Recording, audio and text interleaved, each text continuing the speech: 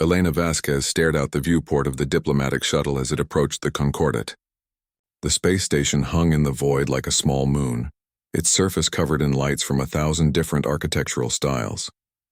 Spires reached out into space alongside massive docking arms that cradled ships of every conceivable design. Some were elegant and smooth like teardrops.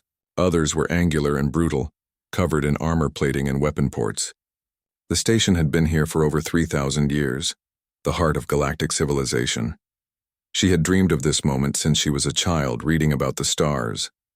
First contact, humanity's introduction to the wider universe. But now that it was happening, Elena felt a knot of worry in her stomach that wouldn't go away. Impressive, isn't it? Colonel Marcus Webb stood beside her, his military uniform crisp and formal.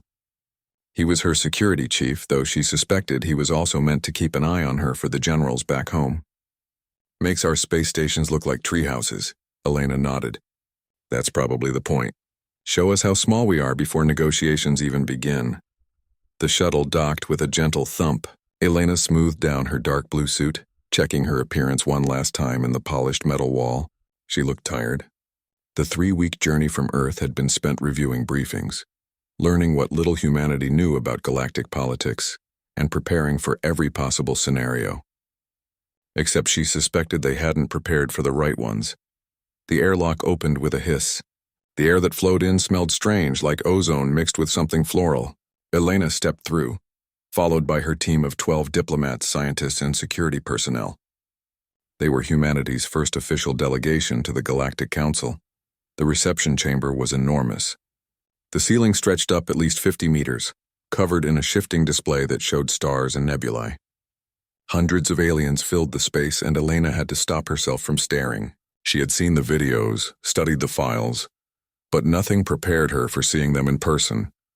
There were beings that looked like walking plants, their leaves rustling as they moved. Creatures made of what appeared to be living crystal that chimed softly with each step. Things with too many limbs or no limbs at all, floating through the air. Some were humanoid enough to seem almost familiar, while others were so alien that Elena's brain struggled to make sense of their forms. A delegation approached, led by a being that stood nearly 3 meters tall. Its skin was covered in dark green scales, and its eyes were yellow with vertical pupils. It wore robes of deep purple that seemed to shimmer in the light. This was High Arbiter Zexthor, leader of the Galactic Council. Elena had memorized his file during the journey. Ambassador Vasquez of Earth. Zexthor's voice came from a translator device that floated near his head.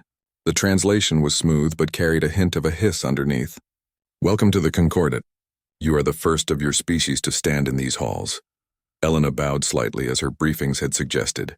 High Arbiter, on behalf of Earth and all humanity, I thank you for receiving us. It is our duty to welcome all species who reach the stars. Zexthor gestured with a clawed hand. Come, the council has assembled to meet you. They walked through corridors that seemed to shift and change. The walls showed scenes from 1,000 different worlds.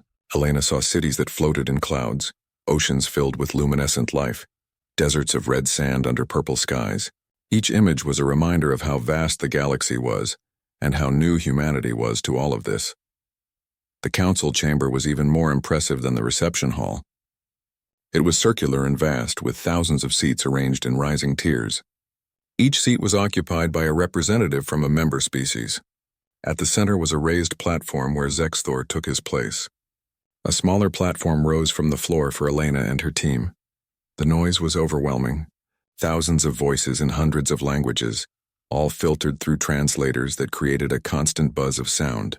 But as Elena stepped onto the platform, silence fell. Thousands of eyes in every color and shape imaginable turned to look at humanity's representatives. Members of the council. Zexthor's voice boomed through the chamber. Today we welcome the humans of planet Earth, the latest species to achieve faster-than-light travel and discover our community of worlds. As is tradition, we gather to offer them the protection and benefits of council membership. There was a polite sound of approval from the assembled aliens. Elena noticed it wasn't enthusiastic. It was the sound of a routine being followed, nothing more. Zexthor continued. Humans, you have entered a galaxy that has known peace and prosperity for millennia. The Council maintains order across thousands of star systems. We protect trade routes, mediate disputes, and ensure that all species can thrive. This harmony exists because of cooperation and contribution from all members. Here it comes, Elena thought. She had read the reports from the few human ships that had made contact with Council vessels before the official invitation. Every species paid. The only question was how much.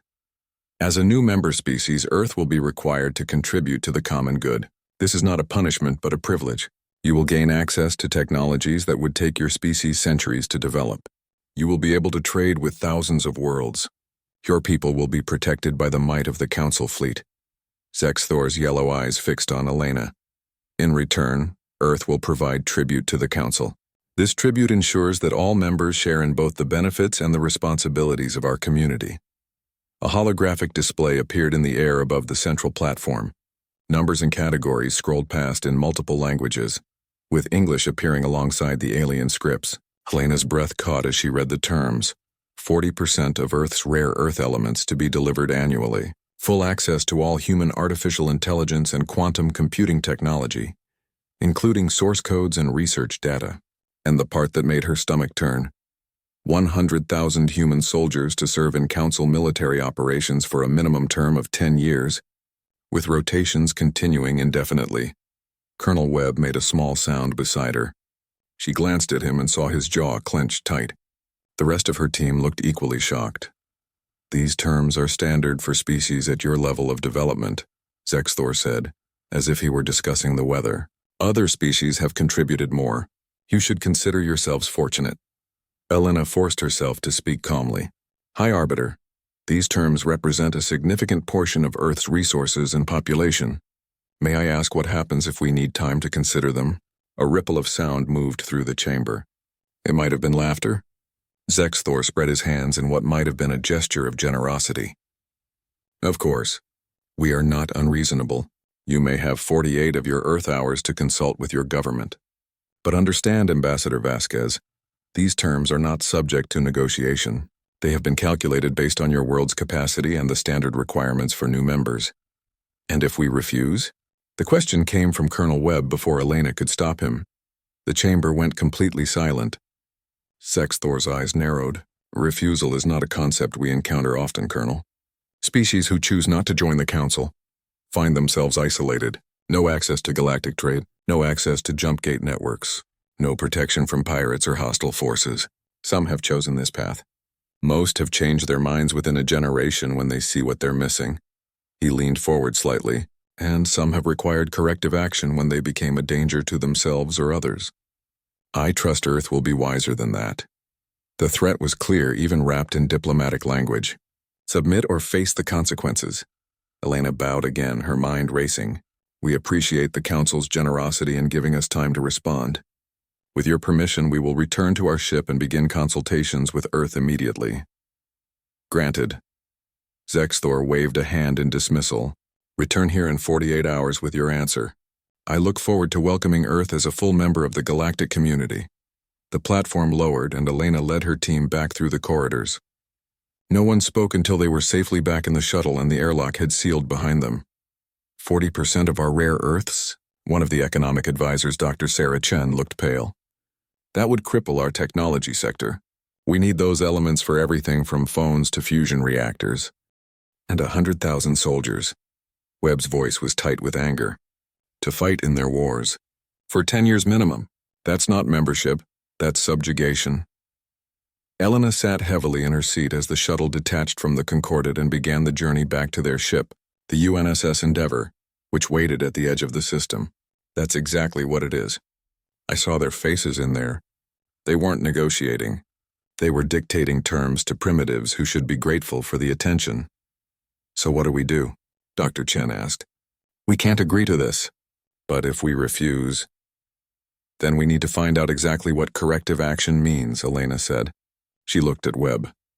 Colonel, I need you to pull every piece of intelligence we have on Council military capabilities.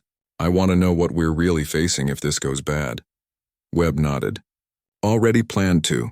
From what I've seen, their technology is definitely more advanced than ours. But there's something that's been bothering me. What? The way they carry themselves. Did you notice? They move like people who've never been in a real fight. Their security forces had weapons, but they wore them like decorations. I've seen parade soldiers with more tactical awareness. Elena thought about it. He was right. For all their power and technology, the aliens in the Concordat had seemed almost casual about security. How long has it been since the Council fought a real war? According to the briefing files, over 800 years, said Lieutenant Yuki Tanaka, their intelligence officer. There have been minor incidents, pirate actions, and a few enforcement operations against non-compliant species, but nothing that could be called a peer-level conflict. 800 years of peace, Elena murmured. That's remarkable. Or it means they're complacent, Webb said. An army that hasn't fought in 8 centuries might look impressive, but would it hold up against an opponent who actually fights back? Dr. Chen looked between them, her eyes widening. You're not actually suggesting we refuse, are you? They have thousands of species, millions of ships. We have one world. Elena stared out at the stars as they began to accelerate away from the station.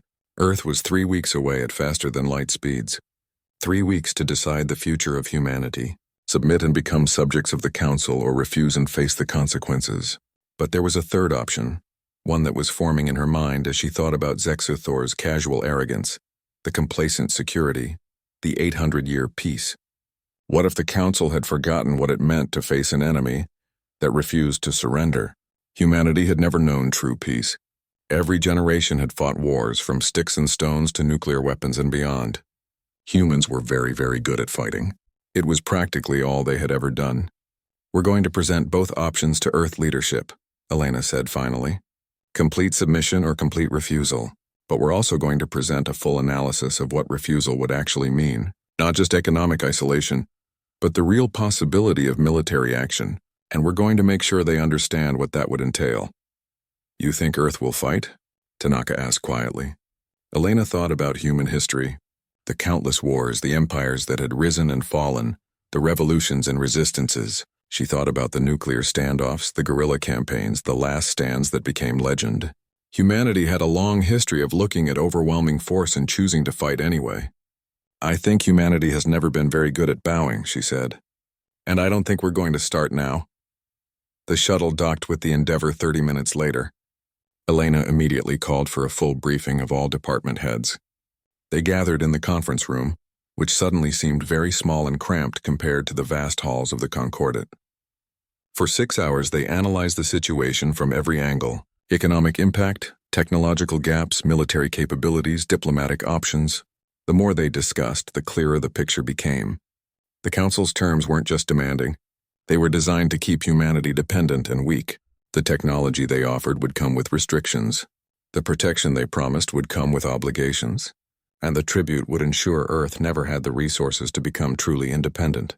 It's a system designed to maintain the status quo, Dr. Chen concluded. The founding species of the Council hold all the real power. Everyone else pays tribute and follows orders. New species are locked into the system from the moment they join. How many species have refused over the years? Elena asked. Tanaka pulled up data on her tablet. Records are incomplete, but at least 17 species attempted to refuse Council membership in the last 1,000 years. 5 eventually capitulated and joined. 7 were classified as isolated and haven't been heard from since. 5 faced Council military action and were forcibly integrated after their governments were replaced. The room fell silent. The Council's peace was built on submission. Those who wouldn't submit disappeared or were crushed. There's one more thing, Webb said. He brought up a star map showing Earth's region of space. We're not in a strategically important area. No major trade routes nearby. No resource-rich systems that the Council desperately needs. If we refuse and they decide to punish us, they'd have to commit significant forces across a long supply line to a region they don't really care about. That might make them more willing to just isolate us and forget we exist, suggested Commander Park, the Endeavour's captain. Or it might make them more determined to make an example of us, countered Webb. Show everyone that distance doesn't matter. Refuse the Council and you'll be dealt with eventually. Elena rubbed her temples, feeling a headache building. We need to transmit all of this to Earth and let them decide. But I want to make sure they understand one thing clearly. She looked around the table at her team. If Earth decides to refuse, we need to be ready for the consequences. That means assuming the worst-case scenario. A council fleet shows up to enforce compliance. What would that battle actually look like? Webb smiled grimly. Now that's a question I can answer. Give me 12 hours and I'll have a full tactical analysis ready. But I can tell you right now, if the council expects us to roll over like everyone else has for the last 800 years, they're in for one hell of a surprise. Elena nodded. Get me that analysis, Colonel, and make it detailed. If we're going to recommend that Earth says no to the most powerful organization in the galaxy, we'd better be damn sure we can back up that decision. As the meeting broke up and the team scattered to their duties, Elena returned to her quarters. She sat at her small desk and began composing her report to Earth. Her fingers hesitated over the keyboard as she tried to find the right words to describe what had happened at the Concordat. Finally, she began to type. She described the meeting, the terms, the casual arrogance of the council. She explained the trap that council membership represented, how it was designed to keep Earth weak and dependent forever. She outlined the risks of refusal and the possible consequences. And then she wrote something that surprised even herself. Recommendation: Earth should refuse the council's terms, not because we can win a military confrontation, but because submission now means submission forever. The council has forgotten what it means to face an opponent who fights back. They've grown complacent in their power. If we submit now, we'll never get another chance at independence.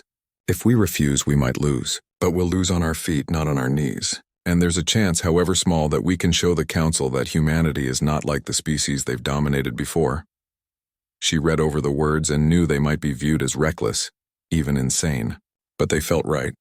Humanity hadn't come to the stars just to become subjects of an alien empire. They had come to take their place as equals. Elena sent the report with full encryption and then lay back on her bunk. In 48 hours, she would return to the Concordat with Earth's answer.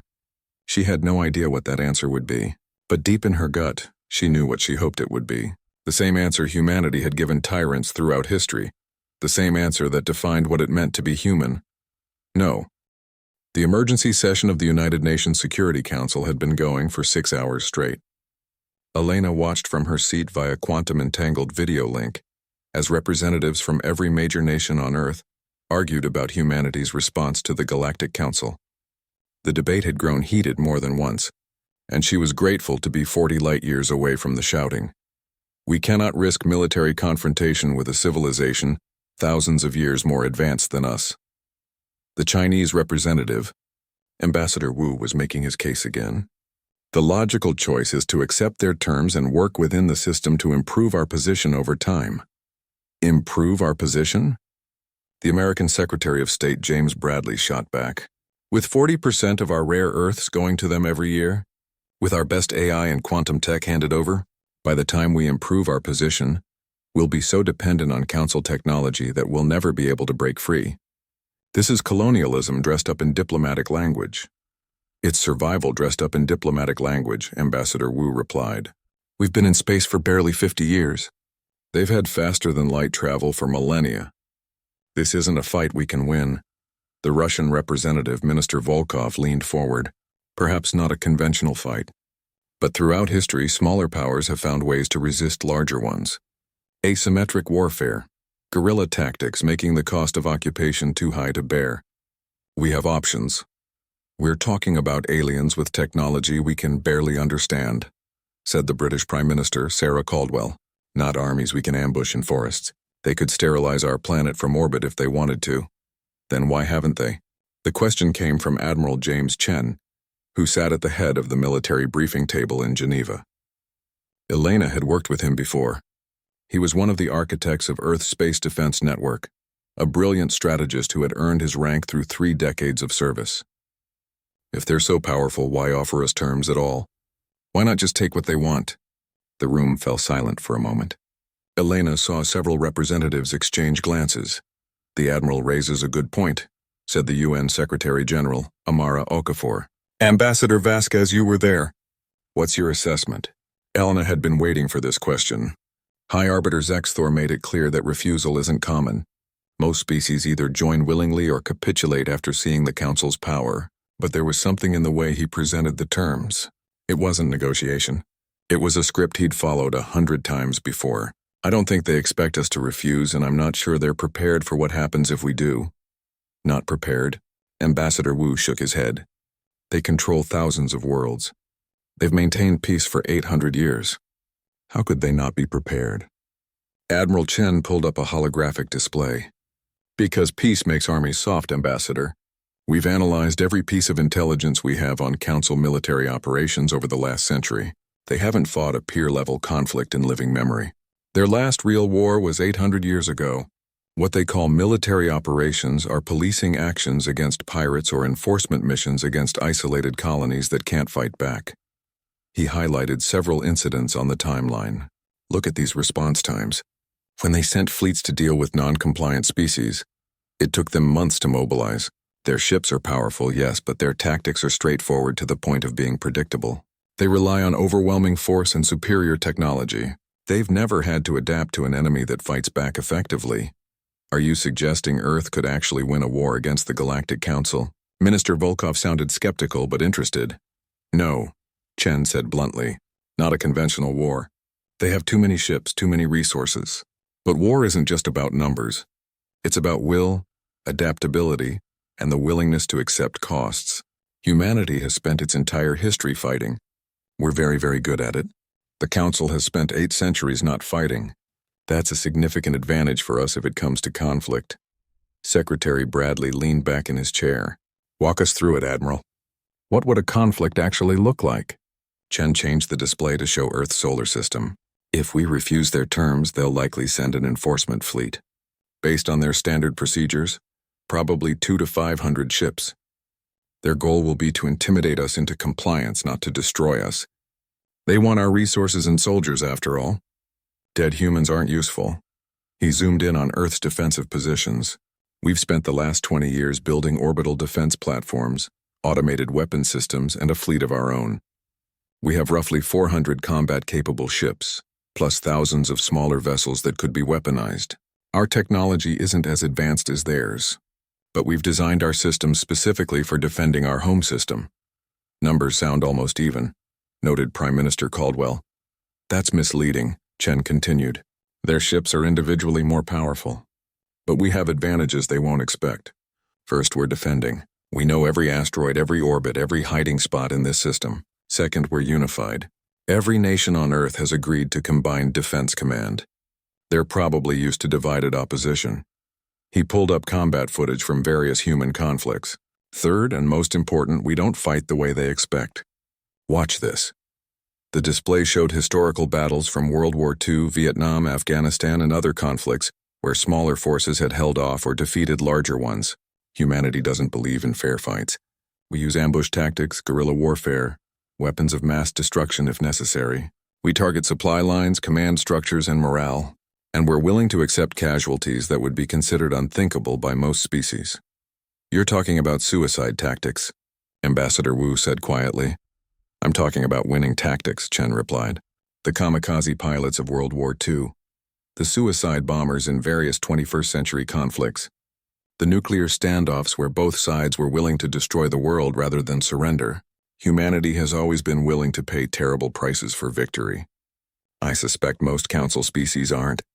Elena watched the faces on her screen. Some looked horrified. Others looked thoughtful. A few looked grimly determined. There's another factor, she added. The Council isn't popular among many of its member species.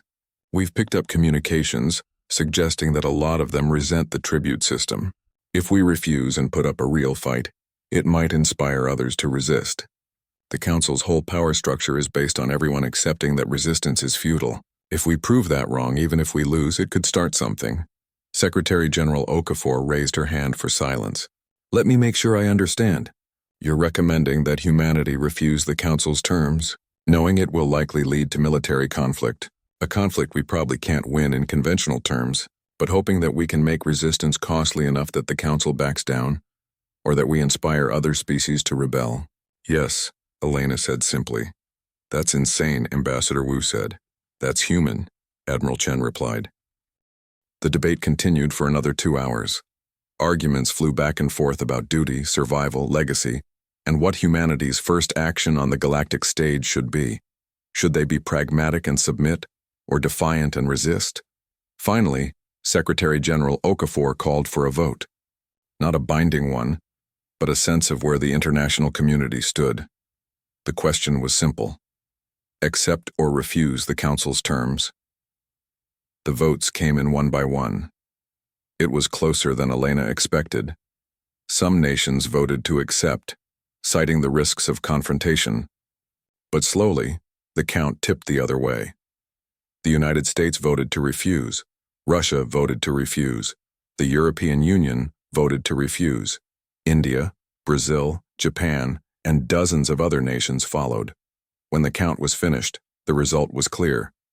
By a margin of almost 2-1, Earth's governments voted to refuse the Galactic Council's tribute demands. The room was silent for a long moment. They had just committed humanity to a path that might lead to war with the most powerful organization in the galaxy.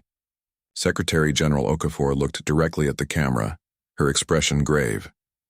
Ambassador Vasquez, you will deliver Earth's response to the Galactic Council. Admiral Chen, begin immediate preparations for system defense. All member nations are to contribute forces to the Unified Defense Command. We may have just declared war on the galaxy, so let's make sure we're ready for it. The session ended, and Elena sat alone in her quarters on the Endeavor.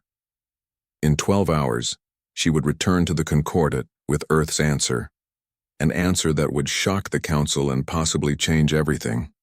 Colonel Webb knocked on her door. Permission to enter? Come in, Marcus. He sat down across from her, holding a datapad. I've finished the tactical analysis you requested. If it comes to a fight, we have a decent chance of winning the first battle. After that, it gets much harder. Show me. Webb pulled up detailed projections. The Council will send what they think is an overwhelming force, probably around 300 ships. They'll expect us to take one look and surrender. Instead, we'll have pre-positioned nuclear mines along their most likely approach vectors. We hit them hard right at the start, take out maybe 50 ships before they can react. He zoomed in on Earth's orbital space. Then we pull back to our defensive platforms, force them to come to us into range of our ground-based weapons. They'll have better shields and weapons, but we'll have numbers and position. Most importantly, we'll have surprise. They won't be expecting us to fight this hard. Casualties? Elena asked.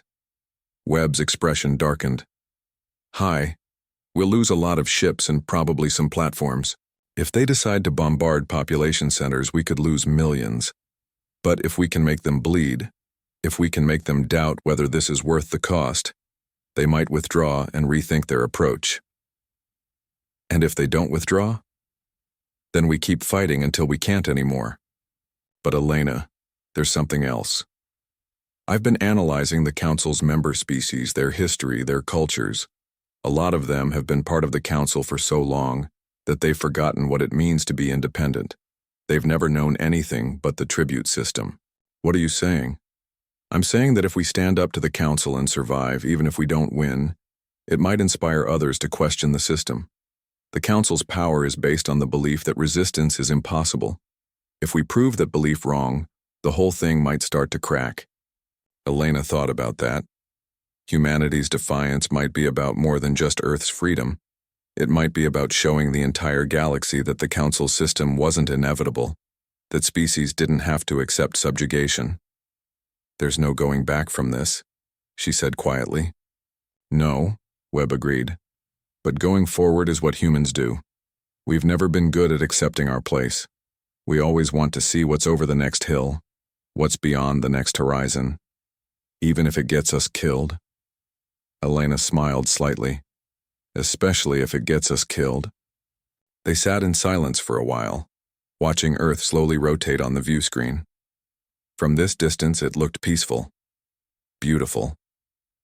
No signs of the frantic preparations happening across every continent as military forces mobilized and defense systems came online.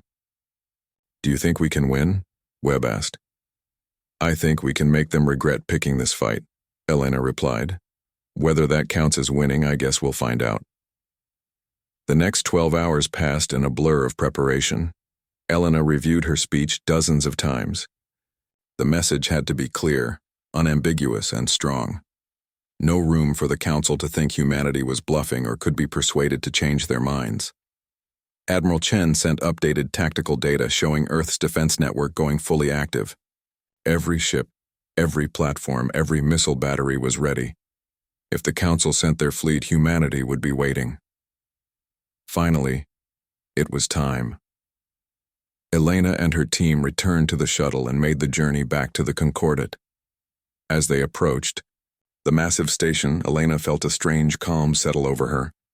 The decision was made. Now came the execution. They docked and made their way back to the council chamber. It was even more crowded than before. Word had spread about Earth's summons, and apparently many species wanted to see how the newcomers would respond. High Arbiter Zexthor waited on his platform, his yellow eyes tracking Elena as she walked to the central position. He looked confident, even amused, obviously expecting humanity to have accepted reality and prepared to join the council on its terms. Ambassador Vasquez, his translated voice boomed. Welcome back. I trust Earth has had sufficient time to consider the council's generous offer. What answer do you bring us? Elena pulled out a small data chip. It was theatrical, old-fashioned, but she wanted there to be no mistake about what came next. She held it up for the entire chamber to see. High Arbiter, members of the council, I bring Earth's official response to your tribute demands. She inserted the chip into the central podium. Every screen in the chamber lit up, displaying the same message in thousands of languages. The file was small, incredibly small. Just a few bytes of data, because Earth's answer was only one word. The chamber erupted in noise as delegates tried to understand what they were seeing. Some laughed, thinking it was a translation error. Others looked confused, unsure if they were reading it correctly. Zexthor stared at the screen, his expression shifting from amusement to confusion to anger. Explain this, Ambassador. Where is your acceptance? Where are the logistical details? For tribute delivery, what is this? Elena stood straight, her voice clear and strong. That is our complete response to your demands, High Arbiter. No tribute, no submission, no negotiation. Earth appreciates the introduction to galactic society, but we will not bow to threats or accept subjugation disguised as protection. The words still glowed on every screen in the chamber. Simple, direct, unmistakable no. The council chamber descended into chaos. Thousands of voices spoke at once, creating a wall of sound that even the translation system struggled to process. Elena stood calmly on her platform, watching as the aliens reacted to something they clearly hadn't expected. Some were gesturing wildly at the screen, still displaying that single word. Others had turned to their neighbors, apparently trying to confirm what they were seeing was real. High Arbiter Zexthor raised his clawed hands, and the chamber's sound-dampening system activated. Silence fell immediately, his yellow eyes fixed on Elena with an intensity that might have been frightening if she hadn't already committed herself to this course. Ambassador Vasquez, he said, his translator struggling to convey what sounded like barely controlled anger. Perhaps there has been a translation error. Surely Earth understands the gravity of refusing the Council's protection. Let me be perfectly clear about what you are saying no to. He gestured, and a new holographic display filled the space above them. It showed maps of the galaxy, trade routes connecting thousands of systems, fleets of ships moving peacefully between worlds. You are refusing access to the accumulated knowledge of 5,000 years of civilization. You are refusing technologies that would eliminate disease, extend your lifespans, and solve your energy problems. You are refusing the protection of the most powerful military force in galactic history. Zexthor's voice grew harder. And in exchange for what? The privilege of remaining isolated? Of facing pirates, hostile species, and cosmic threats alone? Of watching other species advance while you stagnate? Is this really what Earth wants? Elena had prepared for this. She kept her voice level and professional. High Arbiter, with respect, you're not offering us those things freely. You're demanding we pay for them with our independence. 40% of our resources, our most advanced technology, our citizens to serve as soldiers in your conflicts. That's not protection, that's subjugation. It is the price of civilization. Zexthor's composure cracked slightly. Every species pays this price. Every member of the Council contributes according to their ability. This is how we have maintained peace for 800 years. This is how we ensure prosperity for all. Peace for whom? Elena asked quietly. Prosperity for whom? We've analyzed your system, High Arbiter. The founding species of the Council pay much smaller tributes as a percentage of their wealth. They control the most valuable trade routes. They occupy the seats of real power. Meanwhile, newer species pay heavily for the privilege of serving your interests. That's not a community of equals. That's an empire. A new voice cut through the chamber. She speaks truth, though it is uncomfortable to hear. Elena turned to see one of the council members approaching the central area.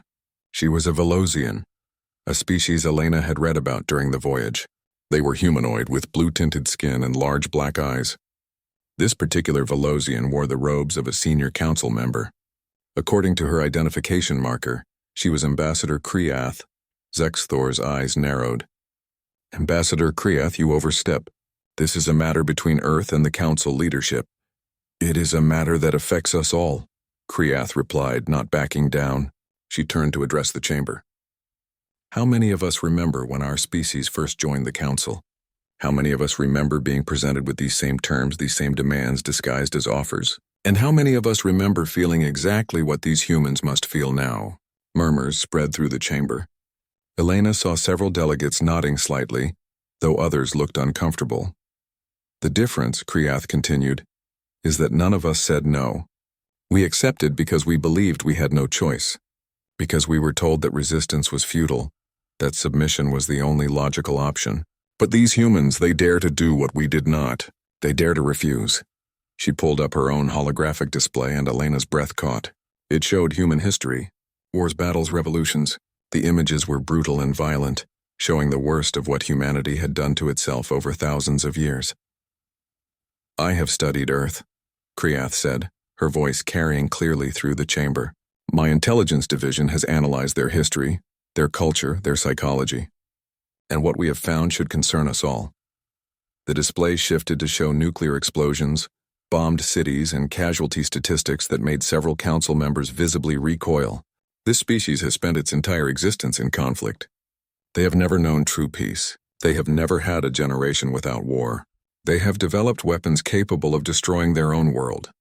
And they have come within moments of using them. Not once, but many times. Then they are dangerous and should be controlled, Zexthor said. No, Kriath replied. They are dangerous and should not be threatened. There is a difference. Look at their tactics, their strategies, their willingness to accept casualties that we would consider genocidal. These humans have refined warfare to an art form. They practice it constantly, even against themselves. She highlighted specific conflicts. In what they call World War II, they killed over 70 million of their own species. In their nuclear standoffs, they were willing to destroy their entire planet, rather than submit to each other. In countless guerrilla wars, small forces held off armies that outnumbered them hundreds to one through sheer determination and clever tactics. The chamber had gone very quiet. Elena realized that Kriath was doing something unexpected. She was warning the Council about what a war with humanity would really mean. Most species in this chamber, Kriath continued, have been at peace for centuries before joining the Council. They had evolved past major warfare. Conflict for them was small-scale, limited, civilized. But not humans. Humans have been killing each other in innovative ways for their entire history. And now you want to threaten them with military action? The Council's fleets are more than capable of handling one primitive world, Zexthor said, though he sounded less certain now. We have millions of ships, advanced weapons, shields that can withstand anything they could throw at us. Do we? Kriath pulled up tactical data. When was the last time our fleets faced an enemy that fought back with full force? 800 years ago. 800 years of peace. Of policing actions against pirates with outdated weapons. Of enforcement missions against isolated colonies that surrendered after seeing our ships. When did we last face an enemy willing to die rather than submit? Elena decided to press the advantage. If I may, High Arbiter, the ambassador raises an important point. Your fleet may be powerful, but are they ready for an enemy that uses nuclear weapons as point defense? That will sacrifice entire ships to destroy one of yours? That considers mutual destruction an acceptable outcome? You would doom your own people? Zexthor asked, seeming genuinely confused. We would fight for our freedom, Elena replied. There's a difference. Throughout our history, humans have chosen death over slavery again and again. We've fought impossible odds. We've held positions that couldn't be held. Won battles that couldn't be won. Survived situations that should have killed us. Not because we're stronger or smarter, but because we refuse to accept defeat. She gestured to the screen, still showing that single word. That's what no means to humanity. It means we're willing to pay whatever price necessary to remain free. You can take our resources by force, but you'll bleed for every shipment. You can occupy our planet, but you'll face resistance that never ends. You can try to break us, but we've been breaking each other for thousands of years and we're still here. This is insanity, said another council member, a being that looked like a floating jellyfish. You would throw away peace, prosperity, and advancement for what? Pride? For the right to choose our own path, Elena said. For the right to make our own mistakes and claim our own victories. For the right to stand as equals rather than subjects. If you can't understand that, then you've been part of the system too long. Zexthor slammed his hand on his podium, creating a booming sound. Enough. The Council has been patient with this display of primitive defiance, but I will not allow one backward species to question millennia of peaceful order. You want to refuse our protection? Very well. You will get exactly what you're asking for. He turned to address the full chamber. I call for an immediate vote on initiating enforcement proceedings against Earth. They have refused Council membership and demonstrated hostile intent. According to our bylaws, we can authorize military action to secure compliance. All in favor? Lights began appearing across the chamber as delegates voted. Most were green, indicating approval. But Elena noticed something important. A significant minority were red, voting against, and many delegates weren't voting at all, their screens remaining dark. The vote passed, but not by the overwhelming margin Zexthor had clearly expected. Out of thousands of delegates, nearly a third had either voted no or abstained. That was remarkable for a council that was supposed to be unified. The measure passes, Zexthor announced. Fleet Admiral Thunderek will assemble an enforcement fleet and proceed to the Earth system. They will be given one final chance to comply. If they refuse, they will be subdued by force and their government replaced with one more amenable to reason. He looked down at Elena with something that might have been pity. Ambassador Vasquez, you and your delegation will be held here on the Concordat for your own safety during the enforcement action. I hope you understand that what happens next is entirely your species' choice. Submit peacefully, and Earth will be welcomed into the Council. Resist and you will be teaching your children a very painful lesson about the price of pride. Elena had expected this. I'm afraid I must decline your hospitality, High Arbiter. My place is with my people. If the Council sends a fleet to attack Earth, then Earth's ambassador should be there to witness it. That is unacceptable. You will remain here. With respect, High Arbiter, I am not a member of the Council and therefore not subject to your authority. My ship is prepared to depart immediately. If you try to prevent me from leaving, it will be an act of war against a diplomatic mission. I'm sure even the Council has laws about that. Zexthor's eyes narrowed, but he didn't argue. Apparently, even in his anger, he wasn't willing to violate the basic principles of diplomatic immunity. Fine. Return to your dying world, Ambassador. Watch as your people's defiance brings them ruin. And know that you could have prevented it. Elena bowed slightly, mockingly polite. I will tell Earth that the Galactic Council sends its regards, and I will tell them to be ready, because you're about to learn what happens when you threaten humanity. She turned and walked out of the chamber, her delegation following. The murmur of voices rose behind her, but she didn't look back. They had done what they came to do. Earth had given its answer, and that answer had shaken the Council more than anyone had expected. On the shuttle back to the Endeavor, Colonel Webb was reviewing tactical data on his tablet. Fleet Admiral Thunderek, I've got his service record here. He's commanded 17 enforcement actions over his career. All of them were quick and bloodless. Show up with overwhelming force, watch the target surrender, accept their compliance, leave. He's never actually fought a battle. Good, Elena said. Then he's never fought an enemy that fights back. The fleet will take about 3 weeks to reach Earth, Webb continued. That gives us time to get back and help with final preparations. But Elena, we need to be realistic. Even if we bloody their nose in the first engagement, they can send more fleets. Earth can't win a war of attrition against the entire Council. We don't need to win a war of attrition, Elena replied.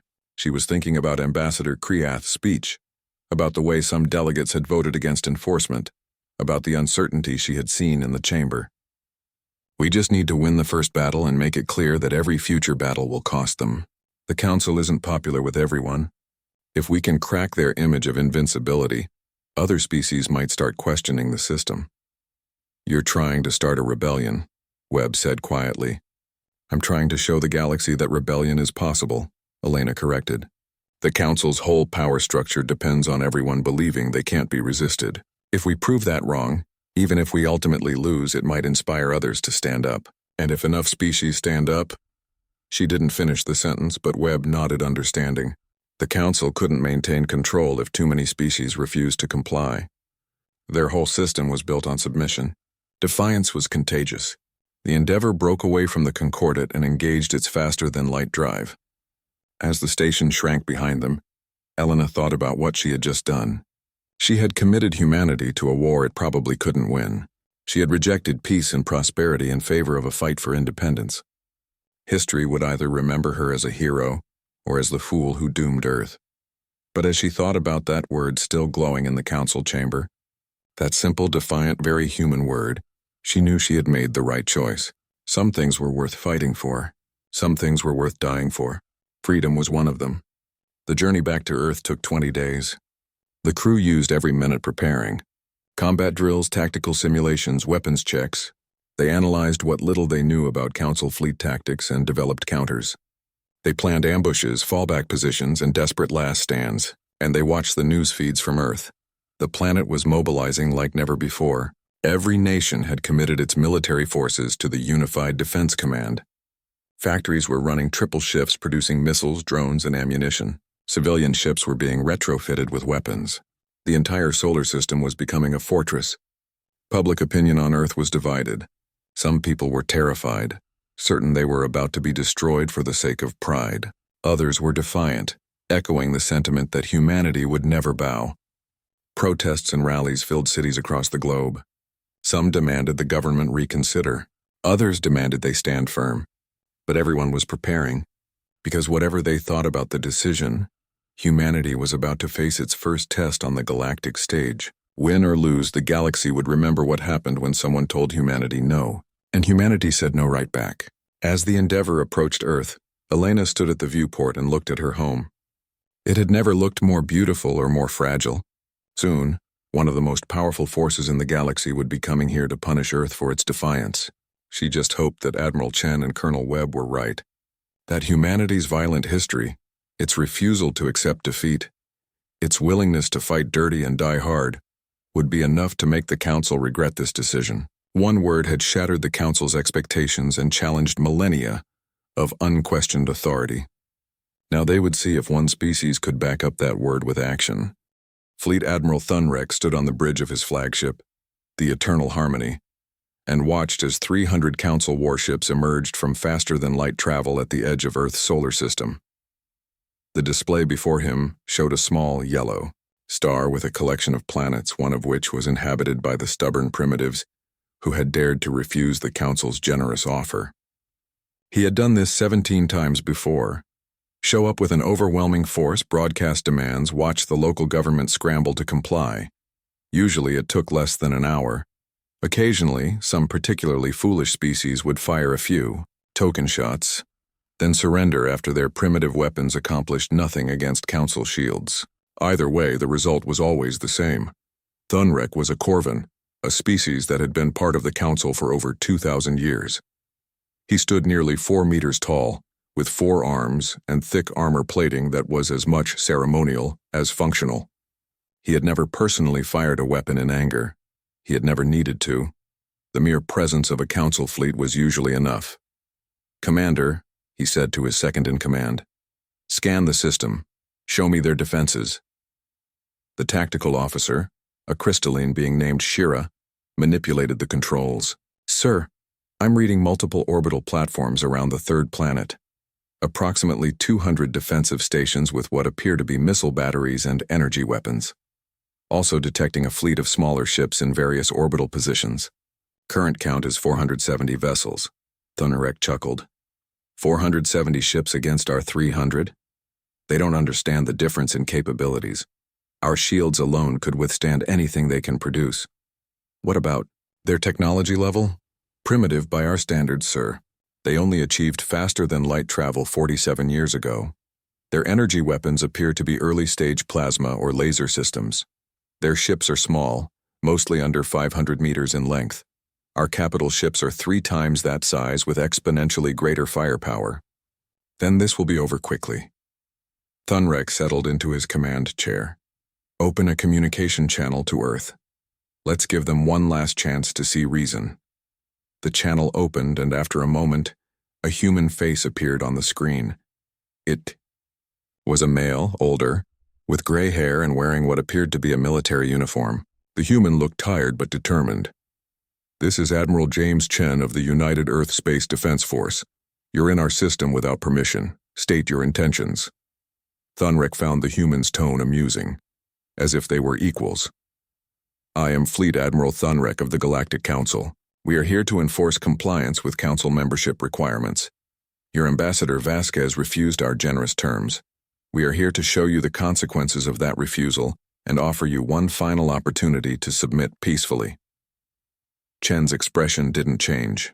Then I'm afraid you've wasted your time, Admiral. Earth's answer remains the same. We will not submit to your tribute demands.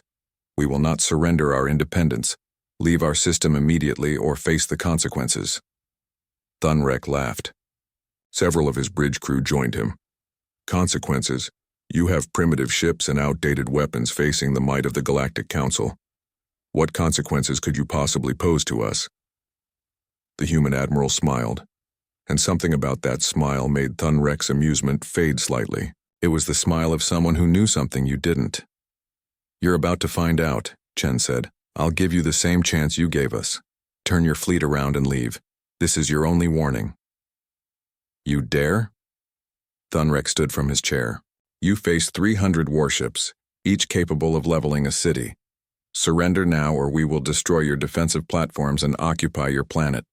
This is not a negotiation. No, Chen agreed. It's not. Communications, send the signal. The transmission cut off. Thunrek stared at the blank screen for a moment, then turned to his tactical officer. Foolish primitives. All ships advance to weapons range. Prepare to disable their platforms. Try not to kill too many.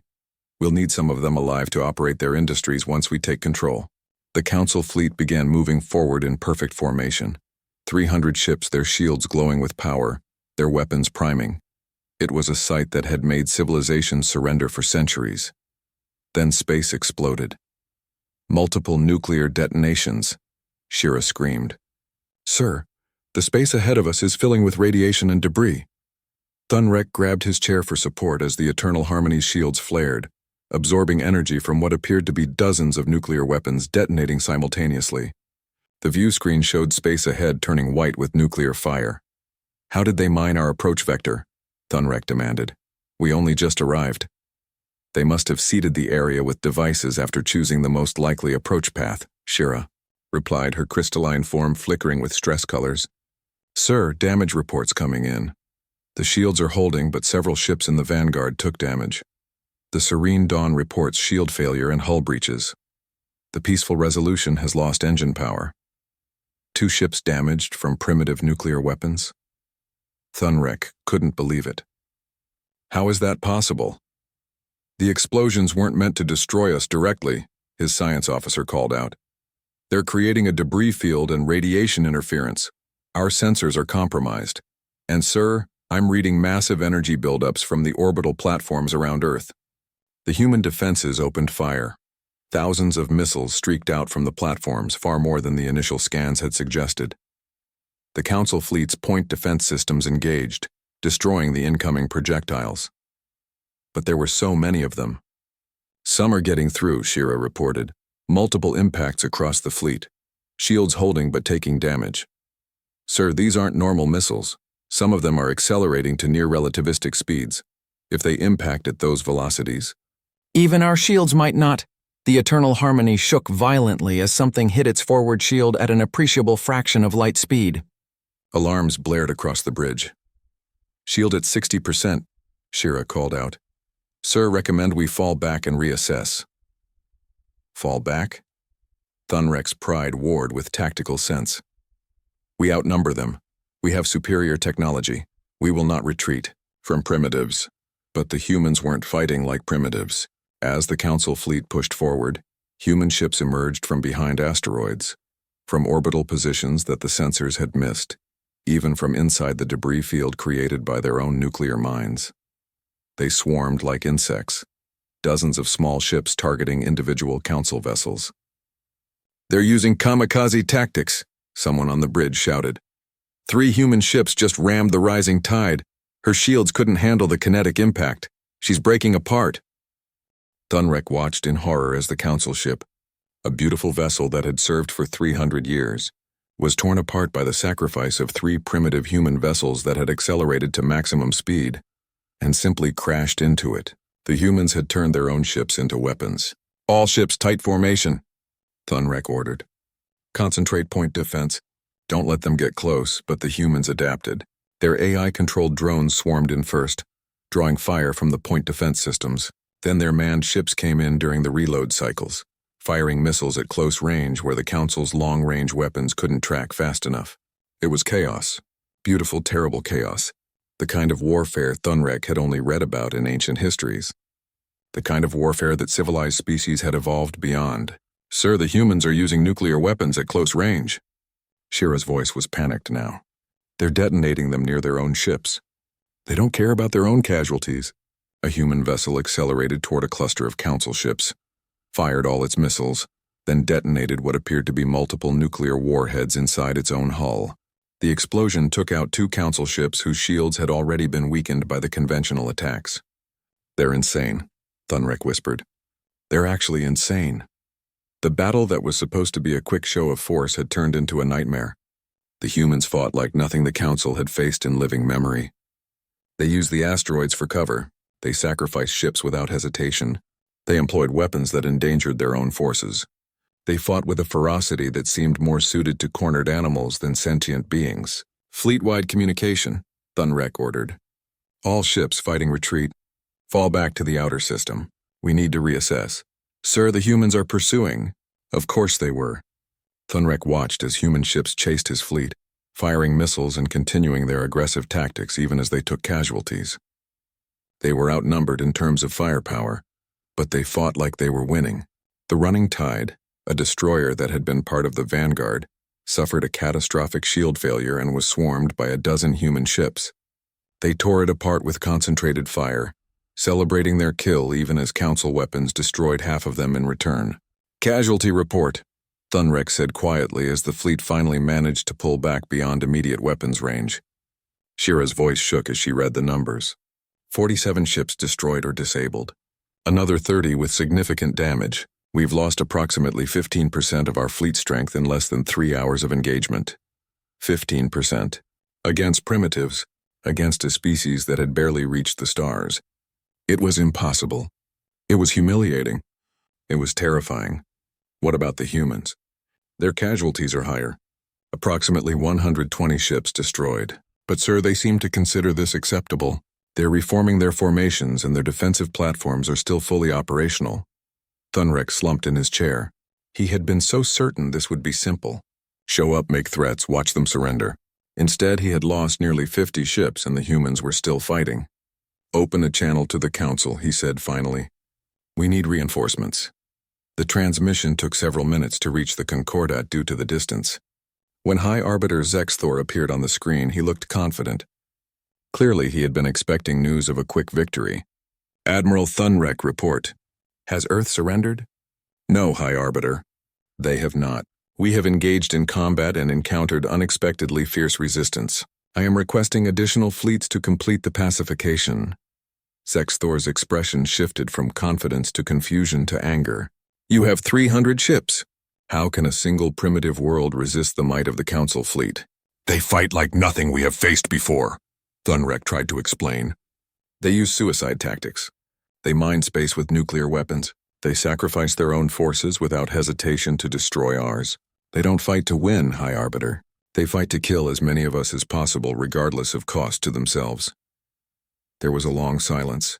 Finally, Zexthor spoke. "How many ships have you lost?" 47 destroyed, 30 damaged. Another silence. Thunrek could see the High Arbiter processing this information, trying to reconcile it with his expectations. Fall back, Zexthor said finally. Maintain position at the edge of their system, but do not engage further. I need to consult with the Council leadership. This situation has become more complicated than anticipated. The transmission ended. Thunrek looked around his bridge at his shaken crew. They were the pride of the Council, trained in the finest academies, equipped with technology that made them superior to nearly every species in the galaxy. And they had just been bloodied by humans using primitive ships and pure aggression. Sir, Shira said quietly. The humans are broadcasting a message. Audio only. Play it. Admiral Chen's voice filled the bridge. Fleet Admiral Thunrek, this is your second warning. Leave our system now. You came here to show us the consequences of defiance. Instead, we've shown you the cost of threatening humanity. We didn't want this fight, but since you brought it to us, we're going to finish it. Come closer and we'll destroy more of your ships. Try to bombard our planet and we'll turn this entire system into your graveyard. This is what happens when you pick a fight with humans. We don't surrender. We don't negotiate. We fight until you leave or until one of us is dead. Your choice. The message ended. Thunrek sat in the command chair and tried to think of what to do next. He had been trained in tactics, strategy, and command. But he had never been trained for this. No one in the Council had been trained for this. Because no one in the Council had fought a real war in 800 years. They had forgotten what it meant to face an enemy that refused to quit. An enemy that measured victory not by territories gained or objectives achieved, but by how much damage they could inflict before they fell. An enemy that had spent their entire history perfecting the art of killing. The humans had grown up in a galaxy of one world, where the only enemies were other humans. So they had learned to fight humans, and humans, Thunrek was beginning to realize, were very, very good at war.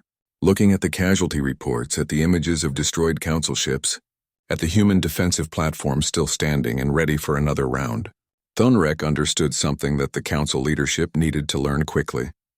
Earth had said no, and Earth was willing to make that no stick no matter what it cost. On the bridge of the UNSS Endeavour, now in high orbit above Earth, Elena Vasquez watched the tactical display showing the Council fleet pulling back. Beside her, Admiral Chen allowed himself a small smile. They weren't expecting that, he said. No, Elena agreed. They were expecting us to fold. They've never faced a species that fights back with everything it has, but now they know. This isn't over, Chen warned. They'll regroup, call for reinforcements, come back with a larger fleet. I know, Elena said. But we've bought time. And more importantly, we've shown them that humans don't break easily. The word will spread across the Council. The species that said no. The species that made the Council bleed. That message is going to reach a lot of ears. You think it will make a difference? Elena thought about Ambassador Kriath, about the delegates who had voted against enforcement, about all the species paying tribute to maintain a system that enriched the Council's founders. I think we've planted a seed, she said. Whether it grows into something that changes the galaxy, we'll have to wait and see. But at least now, other species know that resistance is possible. The Council isn't invincible. They can be hurt. They can be stopped. She looked down at Earth, at the planet that had just fought off the most powerful force in the known galaxy, the planet that had refused to bow. We said no, Elena whispered. And we meant it. The emergency session of the Galactic Council had been running for 6 hours, and High Arbiter Zexthor could feel his authority crumbling with every passing minute. The Council chamber, usually a place of orderly debate and predictable outcomes, had descended into something he had never witnessed in his 200 years of service. Open rebellion, 47 ships, Ambassador Kriath's voice rang out across the chamber. 47 Council vessels destroyed by a single primitive world that has been in space for less than 50 years. And you want to send more ships? How many more must die to maintain this charade? A chorus of voices rose in support. Not all of them, but enough to be significant. Species that had never questioned the Council's decisions were now standing up and demanding answers. The humans attacked our peacekeeping fleet, Zexthor argued, though his voice carried less certainty than before. They are the aggressors. They refused our generous terms and then murdered Council personnel. They must be brought to justice. Justice? A delegate from the Therian Collective stood up, his insectoid body clicking with agitation. We call it justice when we demand 40% of a species' resources? When we take their citizens as soldiers? When we threaten them with destruction if they refuse? What word would we use if someone did this to us? It is the system that has maintained peace for 800 years, Zexthor said, falling back on the familiar argument. But it sounded hollow now even to his own ears. Peace for whom? Another voice, this time from the Azurian delegation. My species has paid tribute for 300 years. In that time, our homeworld has grown poorer while council founders grow richer. We are told this is the price of protection, but protection from what? The only threat we face is from the council itself if we refuse to pay. Zexthor saw the careful order he had maintained beginning to fracture. The tribute system had always worked because no one questioned it. New species joined, paid their dues, and eventually became established enough to reduce their burden. It was a pyramid, with the oldest members at the top benefiting from the contributions of those below. But the whole structure depended on everyone accepting it as inevitable. The humans had shattered that acceptance by refusing and then making the council bleed for trying to enforce compliance. They had shown that the system could be resisted. Now species that had paid for centuries were asking why they had never tried to say no. We must maintain unity, Zexthor pleaded. If we allow one species to refuse, others will follow. The entire structure of galactic civilization will collapse. Then perhaps it should, Kriath said quietly. Perhaps a structure built on forced compliance and tribute deserves to fall. The humans have shown us something we had forgotten, that there are things worth fighting for, that freedom has value beyond convenience. That saying no is always an option, even when facing overwhelming force. The chamber erupted in argument. Some delegates supported Zexthor, warning of chaos and disorder if the tribute system was dismantled. Others supported Kriath, calling for reform or complete restructuring. And many remained silent, calculating which side would ultimately win and where their interests lay. In the middle of this chaos, a new transmission arrived. It was from the Velosian Confederation, Ambassador Kriath's government. The message was brief and shocking. The Velosian Confederation was formally withdrawing from the Galactic Council, effective immediately. They would no longer pay tribute, no longer provide ships for Council operations, and no longer recognize Council authority over their territory. They invited other species who desired independence to join them in forming a new alliance based on mutual cooperation rather than forced compliance. The chamber went silent. In 3,000 years of Council history, no major species had ever voluntarily left. There had been expulsions, species removed for violating Council law. But a voluntary departure, especially by a species as influential as the Velosians, was unprecedented. Kriath stood calmly as her delegation prepared to leave. My government has decided that the human example is one worth following. We will not fight the Council, but we will no longer serve it. Other species are free to make their own choices. But the Velosian people choose freedom. She walked out, her delegation following. For a moment, no one moved. Then another delegate stood up. The representative from the Kyrian Assembly announced they were also withdrawing. Then the Nethian Alliance. Then 3 smaller species together. By the end of the day, 12 species had formally withdrawn from the Council. Dozens more had demanded emergency referendums to allow their populations to vote on continued membership. The galactic news networks were exploding with coverage. The Battle of Sol, as it was being called, had become a symbol, not of human victory, but of the possibility of resistance. High Arbiter Zexthor watched his empire crumbling and knew he had 2 choices. Double down, send a massive fleet to Earth and crush them as an example, risking further rebellion and potentially a real war, or accept that the system he had maintained was broken and needed to change. Neither option was acceptable. But as he looked at the empty seats where loyal delegates had sat for centuries, he realized that the decision might be out of his hands. On Earth, Elena Vasquez stood before the United Nations General Assembly and delivered her report on the Battle of Sol. The casualties had been significant. 123 ships destroyed, over 15,000 people dead. Multiple orbital platforms damaged. Cities on high alert for potential bombardment that, thankfully, never came. But Earth had survived. More than survived. They had sent the Council fleet running. The Council has not returned, Elena told the assembled representatives. Our intelligence suggests they are dealing with internal problems. Multiple species have withdrawn from the Council in protest of the tribute system. Others are demanding reforms. What started as Earth saying no has become a galactic movement questioning the entire structure of Council authority. Secretary General Okafor addressed the assembly. We did not seek this fight. We simply refused to surrender our independence. But in doing so, we have apparently inspired others to question their own subjugation. The galaxy is changing, and Earth is at the center of that change. The assembly debated long into the night about what to do next. Some argued for fortifying defenses, expecting the Council to return with a larger fleet. Others suggested reaching out to the species that had withdrawn, forming alliances, building a coalition of free worlds to counter Council power. In the end, they decided to do both. Earth would continue strengthening its defenses while simultaneously engaging in diplomacy with other species. If the Council wanted war, Earth would be ready. But if the Council wanted peace, it would be peace between equals, not between master and subject. Admiral Chen led the military preparations. New ships were built, incorporating lessons learned from the first battle. Defensive platforms were expanded and upgraded. The asteroid belt was seeded with more weapons, more sensors, more surprises for any fleet that dared approach Earth again. But it was Elena's diplomatic efforts that proved most significant. She reached out to the Velosian Confederation first. Ambassador Kriath responded warmly, suggesting a meeting on neutral ground to discuss cooperation.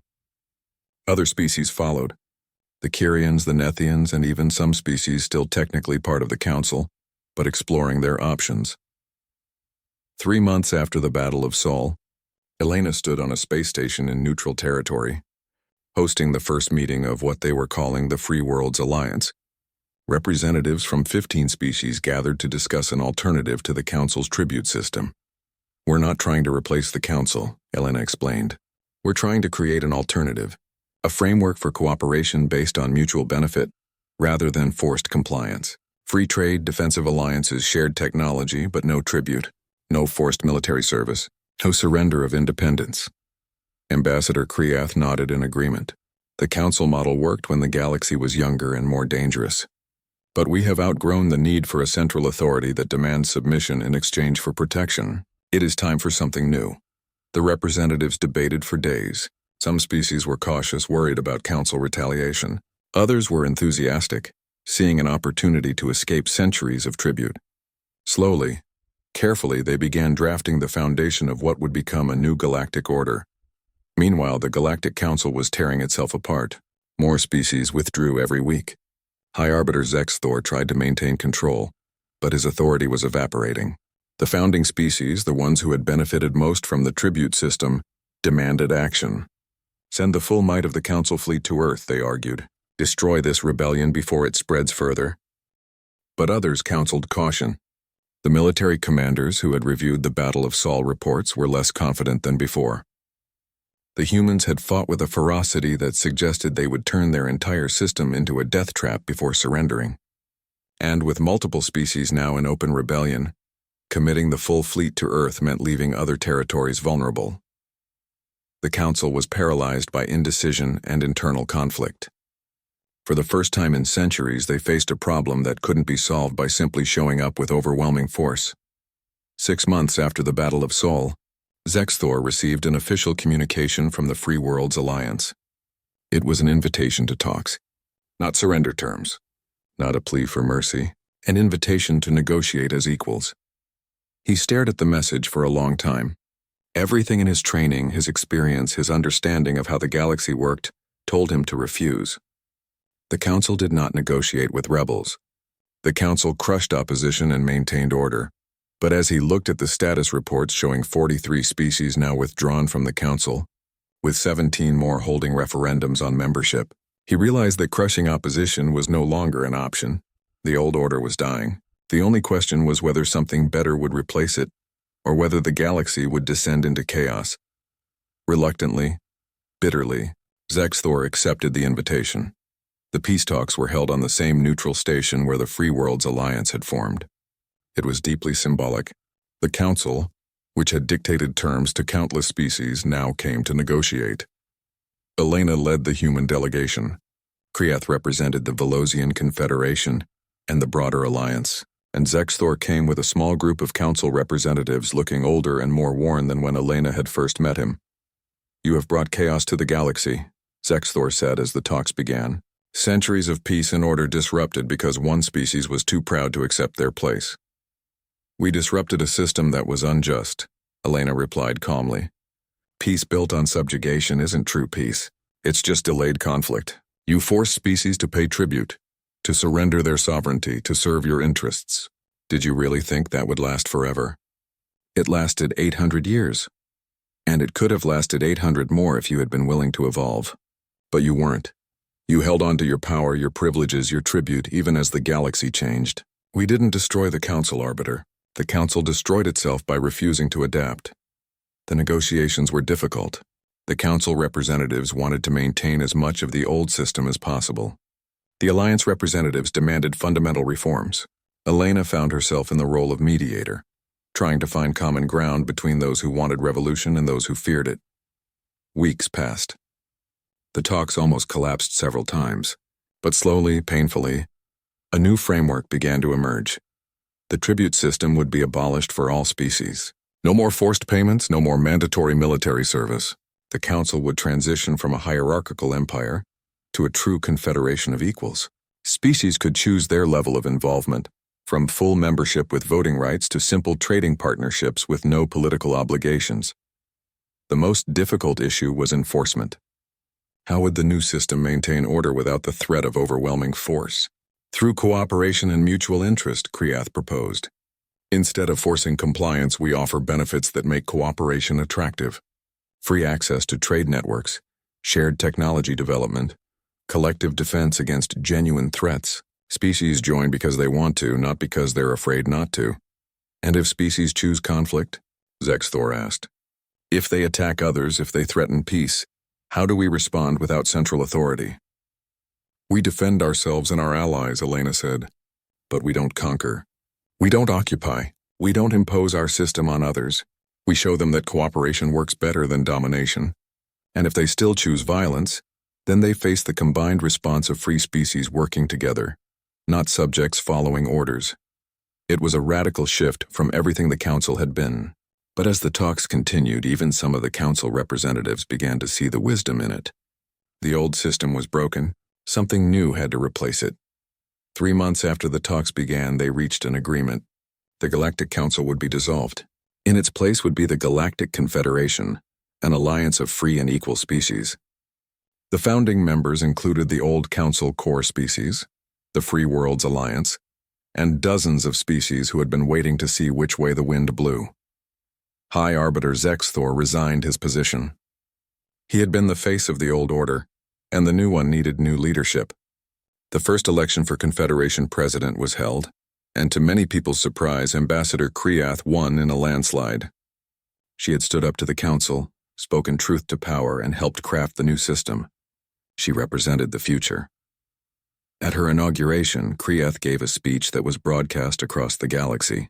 Today marks the end of 800 years of enforced peace and the beginning of something better.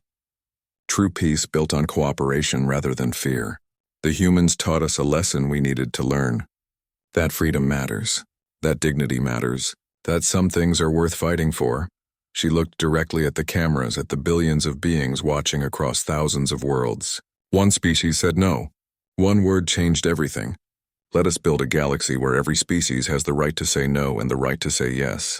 Where we stand together not because we must, but because we choose to. The transition wasn't easy. Some species that had grown dependent on the tribute system struggled initially. Pirates and raiders, no longer kept in check by overwhelming Council force, became bolder. There were conflicts, disputes, and growing pains, but slowly the new system stabilized. Species found that cooperation brought more benefits than tribute had. Trade flourished as barriers fell. Technology advanced as species shared knowledge freely instead of hoarding it.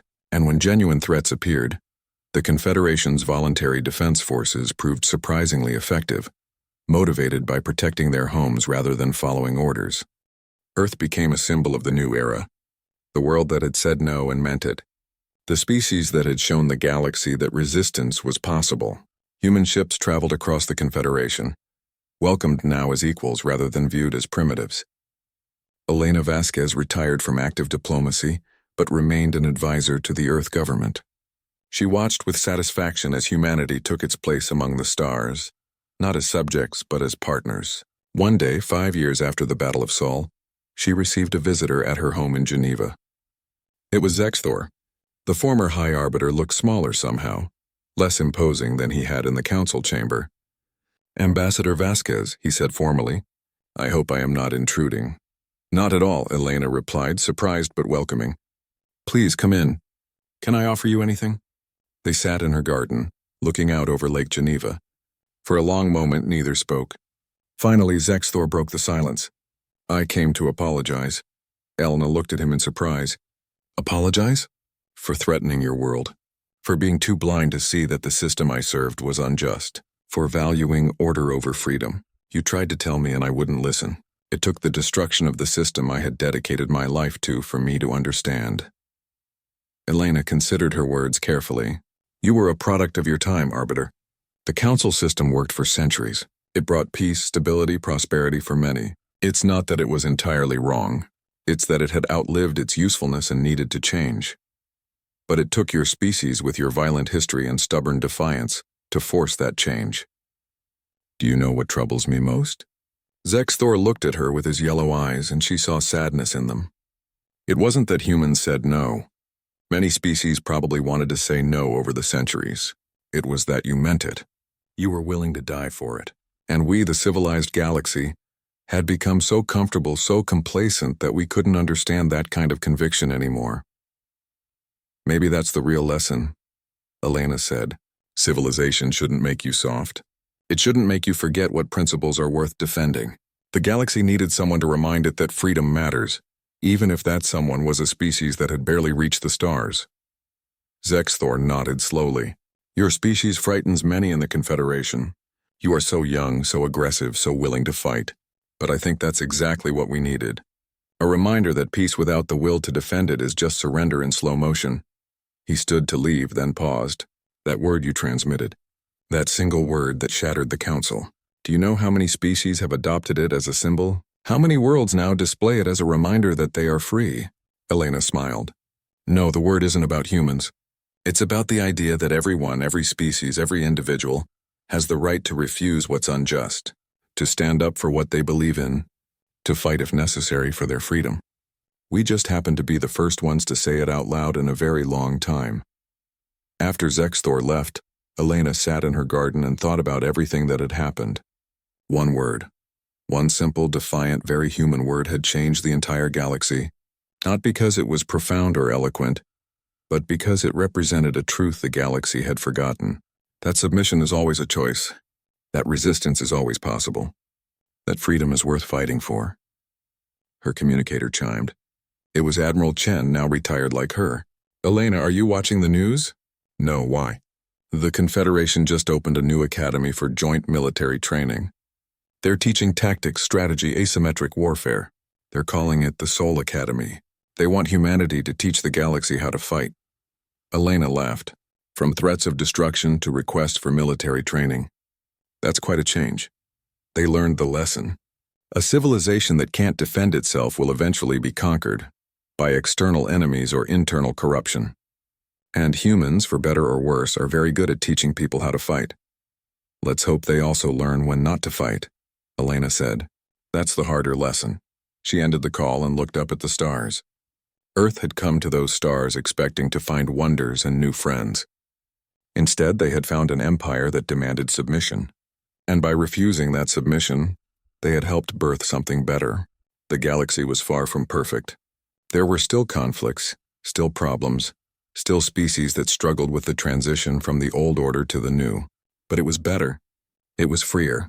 It gave every species the chance to determine their own destiny. All because humanity had looked at the most powerful organization in the galaxy and said one word.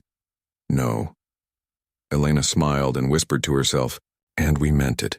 Across the galaxy on thousands of worlds, the story of Earth's defiance had become legend. Children grew up hearing about the species that said no. Artists created work celebrating the Battle of Sol. Historians analyzed how one word had shattered centuries of established order. But for Elena, for Admiral Chen, for all the humans who had lived through those tense months when war seemed inevitable, it wasn't legend. It was a choice they had made, a choice that could have doomed their world but instead had freed a galaxy, The story of humanity's entry onto the galactic stage would be told for generations. How they achieved faster than light travel and reached the stars with hope and wonder. How they met the Galactic Council and were offered subjugation disguised as membership. How they answered with a single word that echoed across the galaxy. And how that word changed everything. In the end, it wasn't about humanity being special or superior. It was about the power of conviction. About standing for something even when it would be easier to bow. About remembering that freedom is never given, only taken, and must be defended. The humans hadn't just joined the galactic community. They had transformed it. They had reminded civilizations that had grown comfortable and complacent what their ancestors once knew. That liberty is precious. That independence is worth fighting for. That sometimes the right answer to tyranny, no matter how powerful or how ancient, is simply and completely no.